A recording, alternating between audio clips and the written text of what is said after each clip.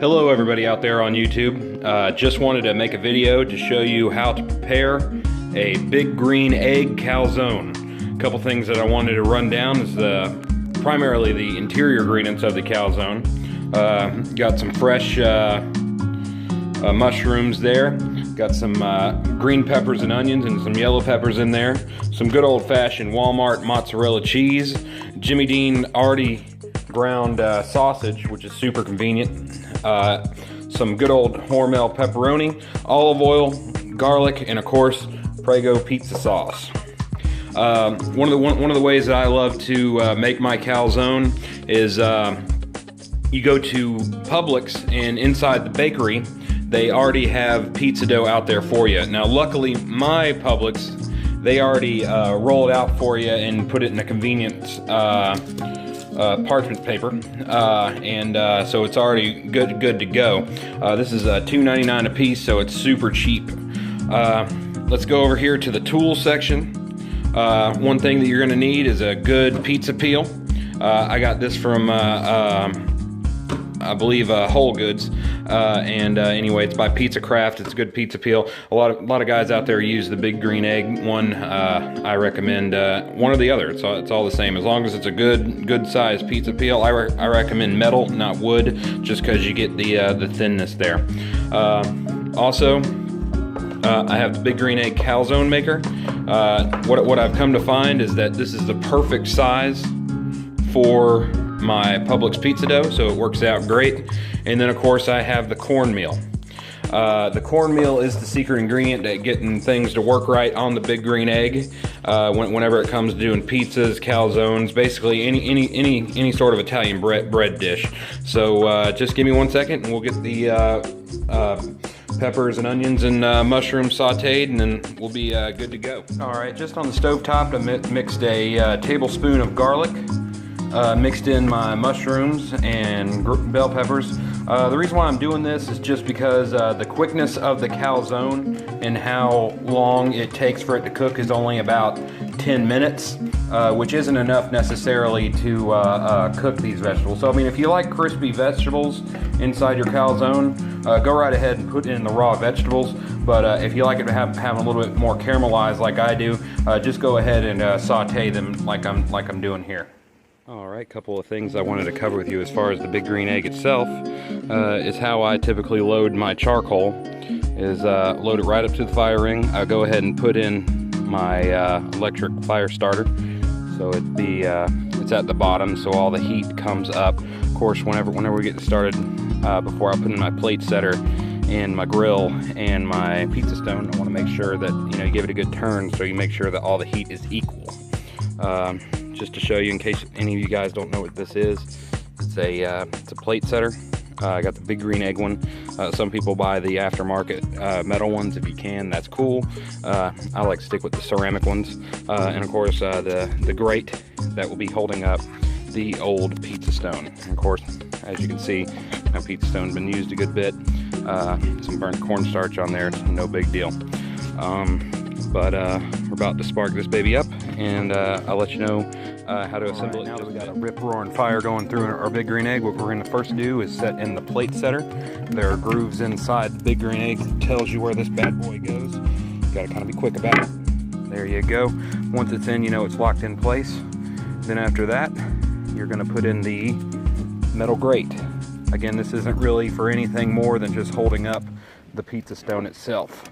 Now, an important tip to remember about cooking pizza on the egg is always make sure that you don't shock your stone and put it into a 300, 400, 500, 600 degree egg. What you're going to want to do is you want to gradually build it up, and the best way to do it is to put it in during the warm-up phase.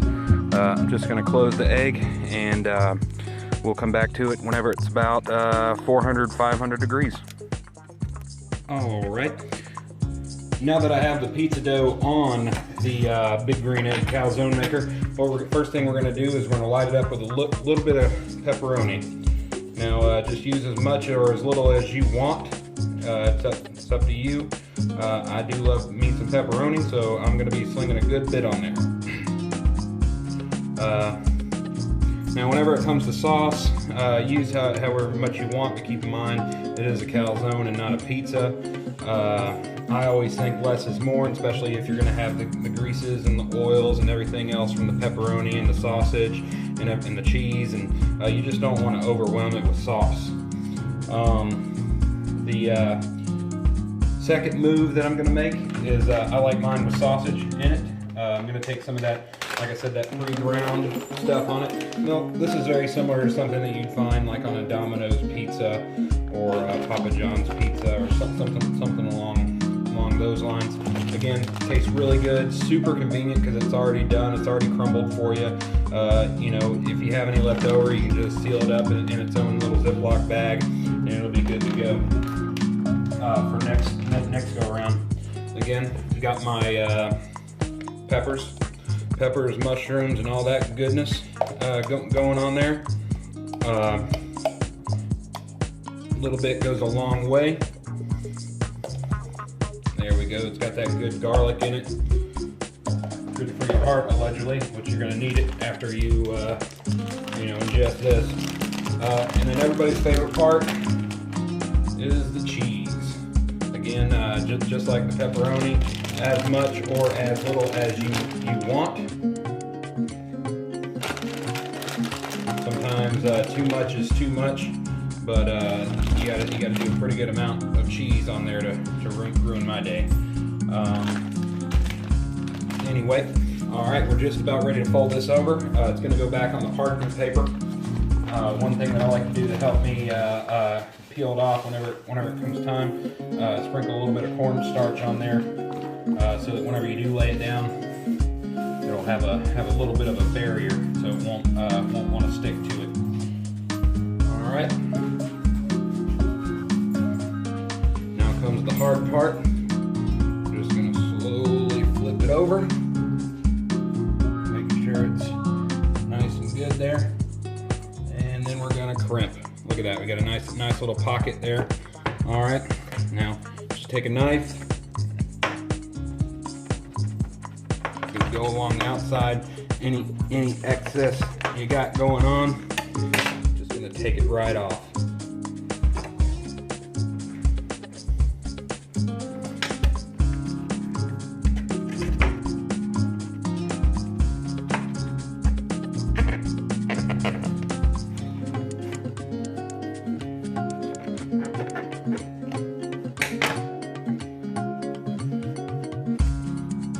Save that for breadsticks or whatever you want to do with it. There we go. I'm going to put that in there, make a nice good barrier. You don't want all this goodness falling out. There you go, give it a good crimp.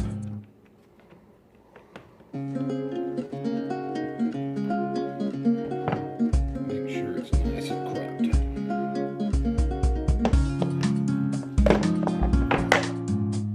And there you go.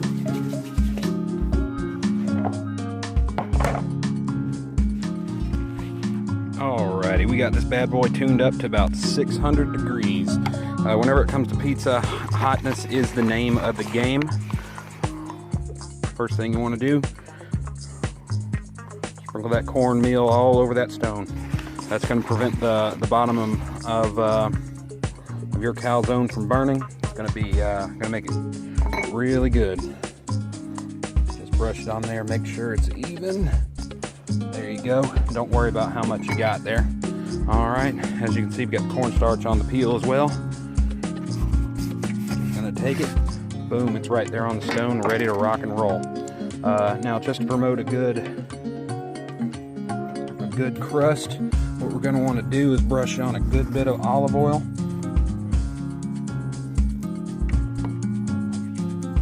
Before we close this bad boy up.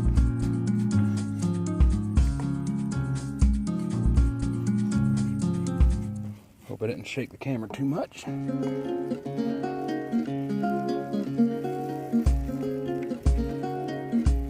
we go. Got that puppy painted up pretty good. And now we close.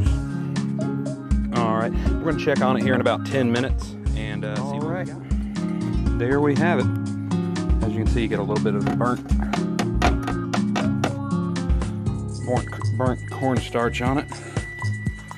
But as you can see, it's a gorgeous calzone, about as big as 2 hands. It's a big old monster, meant for a party of 2 or maybe even a family of 3 if you had a little kid. But anyway, I hope you enjoyed watching me make this. I hope you learned something a bit, and I hope you give it a shot. Have fun out there, and always remember to barbecue safely, smoke safely, and all that stuff. And trial and error is the best way to learn the Big Green Egg. And God knows this took me a while, and I hope this helps you out for your next cook.